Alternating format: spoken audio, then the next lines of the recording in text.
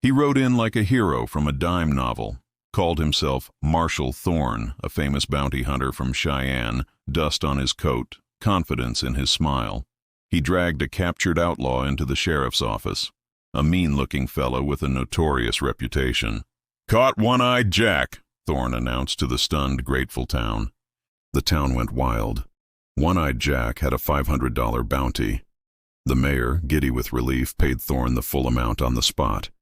The hero was given the key to the town. Drinks were free at the saloon. In the back of that same saloon, just passing through, sat Marshal Brody. He sipped his whiskey, watching Thorne soak up the adoration, telling tall tales of the capture. Brody. He'd seen One-Eyed Jack once, in a territorial prison. And the man Thorne brought in, he was missing an eye, sure, but the face was all wrong. Too young, too soft. Brody moseyed over to the jail. The local deputy was guarding the cell, proud as a peacock. Brody looked closer, saw the prisoner sitting calmly, almost bored. Then Brody saw the handcuffs. They weren't federal issue. They were cheap, thin, looked like something from a stage magician's trunk, not a marshal's kit. Brody walked back to the saloon, found Thorne at the bar, counting his bounty money.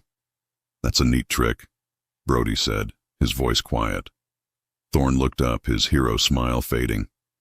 "What trick, Marshal?" "The handcuffs," Brody said. "Saw a pair just like 'em on a vaudeville fella in St. Louis.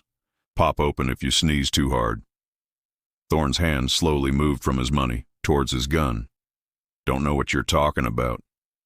"And One-Eyed Jack," Brody continued, his voice never rising, "had a scar, right here." He drew a line on his own cheek. "The fella in your cell, he's just a farm boy and a cheap eye patch. Your partner." The saloon went silent. Thorne froze. He was caught. "Now," Brody said, "I'm out of my jurisdiction. Can't arrest you for fraud." He paused, looking at the pile of bounty money on the bar. "But I can reclaim stolen property." Brody picked up the $500, turned to the stunned mayor. "This belongs to the town." He looked back at Thorne, whose face was pale with rage. "The real One-Eyed Jack? He was hung in Laramie last Tuesday. I was there." He nodded to the door. "I'd reckon you and your prisoner have about 5 minutes before I wire the next county about a con man needing a real pair of cuffs." Thorne, his face pale, grabbed his partner and rode out of town fast. No cheers this time. A flashy story doesn't always make a hero. Find more hidden truths in Frontier Minutes. Subscribe for short Western stories.